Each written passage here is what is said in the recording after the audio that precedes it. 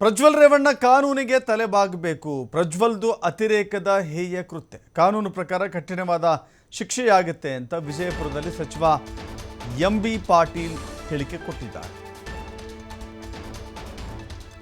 ಪ್ರಜ್ವಲ್ ಕೇಸ್ನಲ್ಲಿ ರಾಜ್ಯ ಸರ್ಕಾರ ನಿರ್ಲಕ್ಷ್ಯ ಮಾಡಿರುವಂಥ ಆರೋಪ ಇದೆಯಲ್ಲ, ಕೇಂದ್ರ ಸರ್ಕಾರ ಲುಕೌಟ್ ರೆಡ್ ಕಾರ್ನರ್ ನೋಟಿಸ್ ಕೊಡಬೇಕಾಗಿತ್ತು.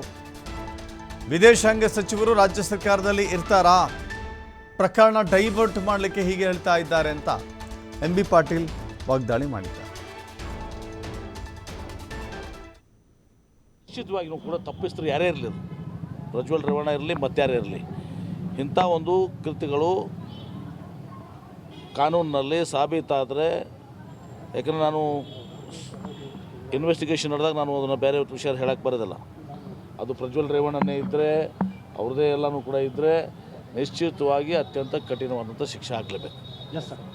ನಿಶ್ಚಿತವಾಗಿಯೂ ಕೂಡ ತಪ್ಪಿಸ್ತರು ಯಾರೇ ಇರಲಿ, ಪ್ರಜ್ವಲ್ ರೇವಣ್ಣ ಇರಲಿ ಮತ್ತಾರೇ ಇರಲಿ, ಇಂಥ ಒಂದು ಕೃತ್ಯಗಳು ಕಾನೂನಿನಲ್ಲಿ ಸಾಬೀತಾದರೆ, ಯಾಕಂದರೆ ನಾನು ಇನ್ವೆಸ್ಟಿಗೇಷನ್ ನಡೆದಾಗ ನಾನು ಅದನ್ನು ಬೇರೆ ವಿಷಯ ಹೇಳಕ್ಕೆ ಬರೋದಿಲ್ಲ. ಅದು ಪ್ರಜ್ವಲ್ ರೇವಣ್ಣನೇ ಇದ್ದರೆ, ಅವ್ರದ್ದೇ ಎಲ್ಲನೂ ಕೂಡ ಇದ್ದರೆ ನಿಶ್ಚಿತವಾಗಿ ಅತ್ಯಂತ ಕಠಿಣವಾದಂಥ ಶಿಕ್ಷೆ ಆಗಲೇಬೇಕು. ನಿಶ್ಚಿತವಾಗಿಯೂ ಕೂಡ ತಪ್ಪಿಸ್ತರು ಯಾರೇ ಇರಲಿ, ಪ್ರಜ್ವಲ್ ರೇವಣ್ಣ ಇರಲಿ ಮತ್ತಾರೇ ಇರಲಿ, ಇಂಥ ಒಂದು ಕೃತ್ಯಗಳು